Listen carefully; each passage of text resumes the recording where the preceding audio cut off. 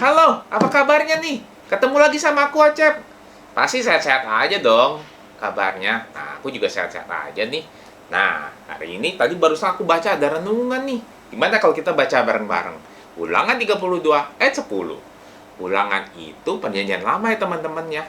Kita baca dari Kejadian, Keluaran, Imamat, Bilangan, Ulangan. Nah, kita buka yuk.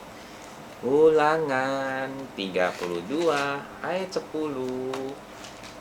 Ulangan 32 ayat 10. Nah, ketemu nih. Kita baca yuk. Ulangan 32 ayat 10.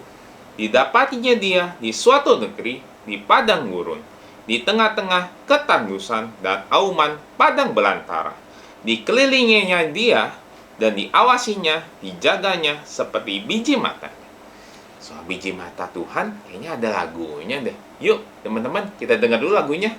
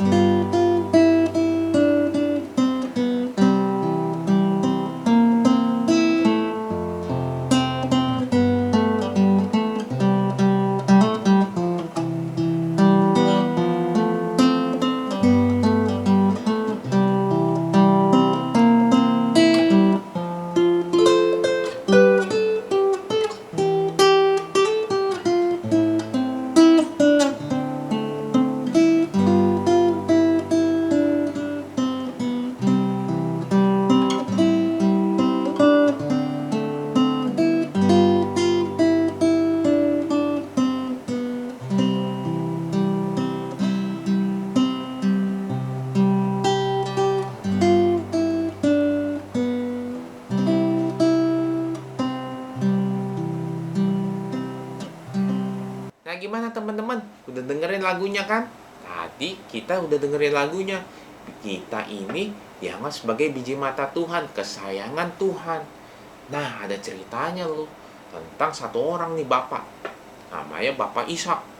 Bapak Ishak ini adalah anak dari Bapak Abraham. Bapak Abraham pasti teman-teman tahu dong. Selalu dekat sama Tuhan, diberkati Tuhan. Nah, sekarang ini anaknya Bapak Ishak. Bapak Abrahamnya udah nggak ada.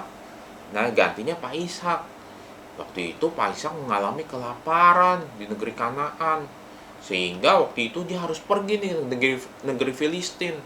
Nah, sampai di negeri Filistin, dia bertamu sama rajanya, diterima sama raja Filistin. Nah, tapi tahu nggak teman-teman, di negeri Filistin itu walaupun sebagai tamu, Bapak Ishak itu ternyata diberkatin Tuhan. Nah, diberkatin Tuhan gimana? Waktu menabur, menanam tanaman, diberkatin Tuhan. Bisa sampai 100 kali lipat. Sehingga dia menghasilkan buah, kambing dombanya makin banyak dan makin kaya. Lah, orang Filistin kaget. Hah? Kok bisa dia tamu di sini, bisa dia yang makin berbuah banyak, makin kaya di negeri kita. Gak bisa nih kayak gini. Udah, kita usir aja dia. Akhirnya si Ishaknya disuruh keluar dari negeri Filistin. Nah, selain udah diusir sama orang Filistin itu, dulu ada sumur-sumur yang digali sama Pak Abraham. Pak Abraham itu dulu pernah bertamu juga ke negeri Filistin. Dan sekarang sumur-sumur itu yang tadinya keluar air ditimbun sama tanah semuanya. Akhirnya si Pak Ishaknya pergi dari negeri Filistin itu, jalan sedikit itu. Kan nggak bisa, kalau bawa kambing domba nggak bisa jauh-jauh dong. Saya sedikit pelan-pelan jalan, ketemu sumur.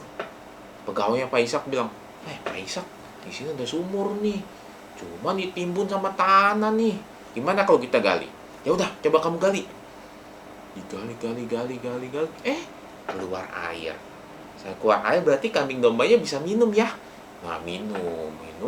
Lah, tapi orang Filistin, kok kamu masih di sini? Ini masih daerah tanah kami, tanah orang Filistin. Kamu pergi sana, nggak boleh. Keluar dari sini. Karena Pak Ishak itu anak Tuhan itu tidak mau ribut, nggak mau berantem. Akhirnya Pak Ishaknya mundur. Udah, kita pergi. Kita ke tempat yang lain. Ketemu lagi sumur. Sumur itu semua udah ditimbun tanah sama orang Filistin. Karena mereka bilang, udah kaya, udah tamu gini, udah pergi aja. Ketemu lagi sumur yang digali Pak Abraham, ditimbun sama tanah lagi. Terus ketemu lagi pegawai Pak Ishak. Pak Ishak, ketemu sumur lagi nih, cuma ditimbun lagi nih sama tanah. Gimana nih? Gimana kalau kita gali lagi? Ya udah, kamu gali lagi. Digali sumurnya, keluar lagi airnya.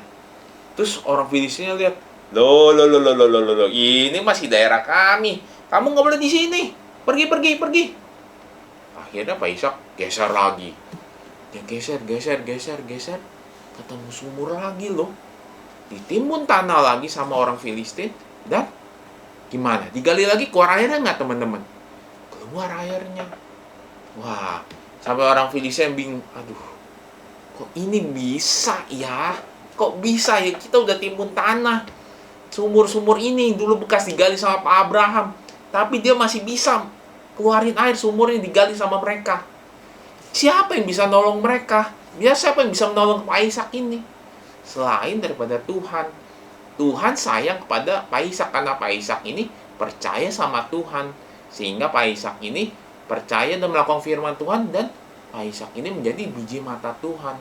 Kesayangan Tuhan. Teman-teman mau kan kayak Pak Ishak diberkatin terus sama Tuhan? Nah, jadilah kita kayak Pak Ishak, percaya sama Tuhan, beribadah sama Tuhan, dan berdoa sama Tuhan. Jadi, kita kan nggak mampu. Siapa kita? Dari lagunya aja bilang, siapa kita? Sehingga kita jadi biji mata Tuhan, kesayangan Tuhan. Kita harus bersyukur kepada Tuhan, karena kita menjadi kesayangan Tuhan. Ada ayatnya yuk, kita baca yuk. Zakaria 2 ayat 8. Zakaria itu perjanjian lama ya teman-teman ya. Zakaria 2 ayat 8.